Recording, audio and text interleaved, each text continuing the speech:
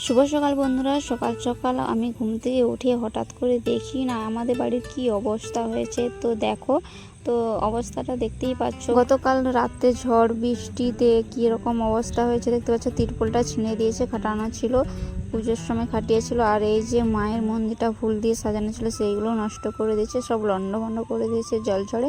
আর এইদিকে দেখো আমার ছেলে কাটছে, ওই জাম গাছটা পড়ে গেছে ঝড়ে।